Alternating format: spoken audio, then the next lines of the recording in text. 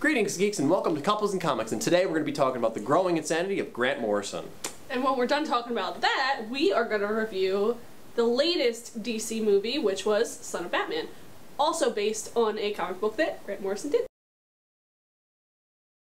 Hey guys, thanks for tuning in so we can talk about geeky things and waste some time. Today we're going to be talking about a very famous comic book writer known as Grant Morrison. He's written for some of the greatest characters in both Marvel and DC. X-Men, Superman, Batman, Justice League, or JLA as he called them. Yeah, he has a hugely devoted fan base. I mean, in all honesty, I think that's the only reason he's been around as long as he has. His fans are just as loyal comes. No matter good, bad, doesn't matter what it is, his fans are right there by his side. So, what are your thoughts on Grant Morrison? I actually can't stand Grant Morrison. More so than I don't like having to deal with the gamble that comes along with it. Like every time I see a book that his name is on, it's a gamble whether it's going to be either good or bad. Because I'll be honest, Grant Morrison has written some really good stories. I loved his early run on Batman and Robin, which was kind of like the re-envisioning of having Dick Grayson in the role and introducing Damian as Robin. I also really liked the retelling of Superman in the New 52 relaunch, that first story arc. That was really good. But most of the time, Grant Morrison's writing is so bizarrely trippy that I don't understand what he's trying to tell me. And what's frustrating with that is that because he keeps getting the best stories and the best characters, he's able to do these really big bombastic things like killing off characters in a way that I don't understand how he does it, that just saying his name is an explanation to explain how a character dies. Exactly. Hey Sam. How did Jean Grey die? No, Grant Morrison did it. So, how did Batman die again? Grant Morrison. Yeah, okay, I guess that makes sense.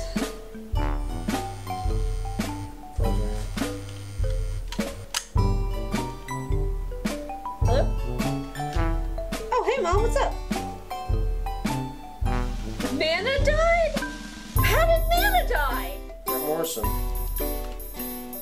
What? He's got his own style that's very weird and hard to follow, but the more problem that I have with him is the gamble that comes along with it, wondering if the book's going to be good or not. But that's my thoughts. What are your thoughts on Grant Morrison, Han? You know, I'm kind of on the same book that you are. You know, I agree. I haven't read quite as much Grant Morrison as you have, but the stuff I have read has been really either hit or miss. For example, I agree with you. I loved the stuff where Dick was Batman and Damian was, first starting off as Robin. Yeah, exactly. Just, first starting off. I thought that, the relationship between the two of them, I thought it was great. I thought it was funny. I thought it was interesting. And I really thought that was, some of his, better work. But then I've read other stuff, and I'm just like, it just doesn't make any sense.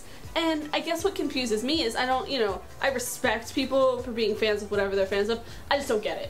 I mean, I don't get it because for me to be a good writer, you really have to be consistent. You can have, a slip up here or there, but to have a fan base the way he has a fan base, you really have to be consistent. I don't think that his work is on the level that everyone seems to think that it's on to, inspire such a devoted group of fans.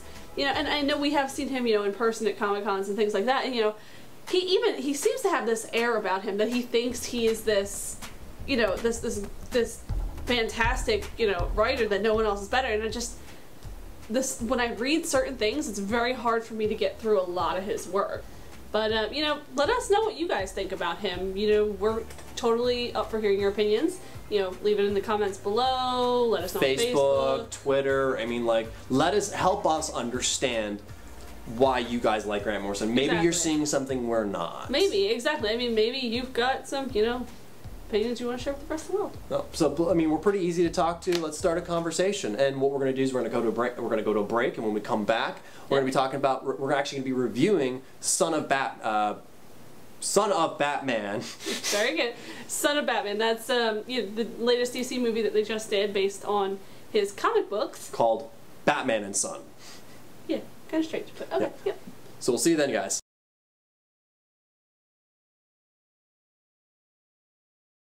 Wait. Seriously? What the fuck? When did Batman get a kid? Grant Morrison. Whatever. You gonna get that? What? Are you gonna get that? Oh my game.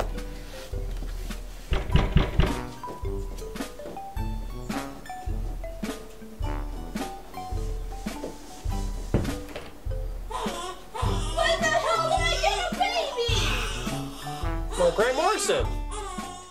Hey guys, welcome back. Thanks for tuning in and wasting some more time with us.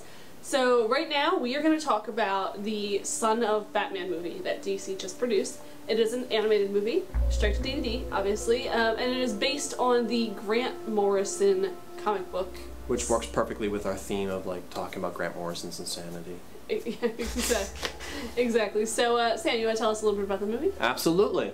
This is, like you said, based off, very loosely based off of the Grant Morrison book. No, it's not based, it's inspired. The story is basically this. Ra's al Ghul is training his son, Damian, to take over the throne. And upon his training, Deathstroke comes in and completely takes down everything. Kills Ra's, takes over his organization, and Talia tries to find coverage for Damian by dropping him off with Batman. And now Batman and Damian have to figure out what Deathstroke is planning and take him down. And that is basically the general gist of the story. And following that is lots of action and Damian being a douche like he is in the comic books and all that other fun stuff. So I'm going to hand it over to you, hon. What did you like about this movie? Yeah, there wasn't a whole lot about this movie that I really liked, but I will say that the two things that I really did think they did well were Damian, and I liked Nightwing's appearance in this. I'm a Nightwing person. I know you didn't like the whole Nightwing thing, but and I get that Nightwing, wasn't exactly as much of a presence in the actual comic book. It wasn't in it at all. Okay, well, so out of everything, I don't have all that much more to say about the movie, but I did really like those two things. So, okay. What did you like? What did I like about this movie? What I liked about this was actually, honestly, the fact that they kind of deviated from the Grant Morrison story a bit.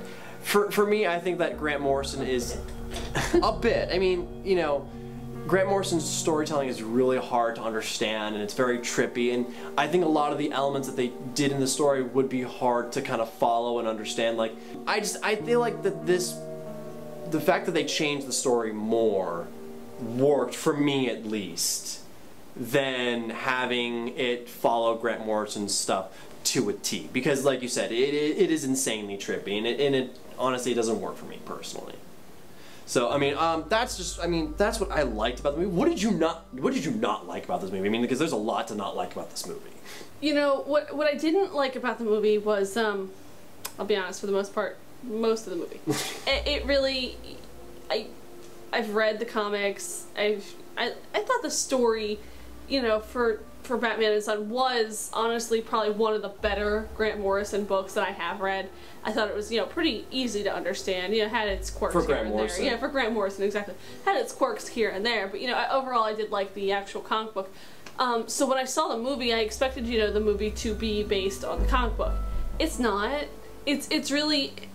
I don't even know if I can say it's inspired by it. It's inspired by the idea of Batman having a son. They honestly, the only things they took out of the comic book that were, similar in this movie were the Man-Bats. Ninja Man-Bats. And Damian. That was it. I mean, honestly, everything else was different. There really was nothing tying this movie to that book. And I didn't care for that. I feel like if you're going to adapt a book. I didn't like the storyline in general for this at all. I felt like it felt rushed. The movie itself actually felt rushed. So, there was a lot to this movie I really didn't care for. So, okay. What about you? What didn't you like? Oh, what did I not like? Whew. I think the first thing I need to throw out there is that the problems that these movies have been having over the last several movies are still present here. The drop in animation quality, the shoddy voice casting, and like just the overall rush quality. I mean, that's been kind of like present throughout most of these movies for a while now. So I think that goes without saying that that's a problem. That's a big issue with these movies. But I think that what I did not like specifically about this particular film, I think the biggest thing has got to be the absence of Tim Drake. I get it, Dick Grayson was the first Robin, he's more known, he's more popular. Where is the Tim love? I mean, the relationship between Tim and Damien is much more interesting than his relationship with Dick. Because at the time of this book, Tim Drake had just been adopted by Bruce Wayne as his adoptive son. So then all of a sudden here comes this long lost son. You have that clash between these two characters of like, who is the rightful son of Batman? That's a much more interesting story than having Dick Grayson around as like, no, I was the first Robin. You can't be Robin. You're too much of a douche. That, to me, that's not as interesting as having Tim there as like, well, I'm his adopted son and have been there his whole life. Whereas Damien's like, no, I'm his blood. This is my birthright. That's a much more interesting conflict for me. But that's just, I don't know. That's just my thought about it. Little Miss Tim hater. Alright, so what would you rate this movie? What would you rate this? You know, I'd have to say I'd rate this movie probably a stream it. I don't think it's as bad as a skip it, because I think for people who haven't read the comic book, who don't know how Batman got a kid, it kind of gives you a little bit of that insight of where Damien came from, how old he is, how he got there, you know, gives you a little bit of Damien's background. I think that's what this movie's good for, so I would have to say stream it. Don't skip it entirely. But if you're a comic book fan, or a fan of this comic book in particular, don't expect to like the movie. So, yeah. What would you rate it? I'm gonna have to agree with you on the stream it call. I mean, like, it is very much a stream. I mean, for those of you guys who've been buying these movies from the beginning, it is, you know, at this point I think buy it just to have the complete collection, but if you're judging it off just of a movie, it's really not worth the money. I mean, it is worth checking out to see Damien and the action and it is a fun movie, but I mean, like, wait for it to hit Netflix. You know, like if you got Netflix or if you got Redbox, like that's where you check it out. I mean, it's worth $1 at Redbox or the subscription fee for Netflix. It's not worth it owning with your collection. I mean, like, for those of you guys who have most of these movies and want to add to the collection, I understand that. I did the same thing. So, what did you guys think of the movie? Did you guys like it? Did you not like it? Did you think it worked? Did you think it not worked? Do you think Tim was the better choice over Dick? No. Please say yes. Yeah, I mean, come on guys. Follow us on Twitter, Facebook, comments down below. Let us know what you think. We're interested to hear. I'm Sam. I'm Marissa. And we'll see you guys next time. Bye. Bye.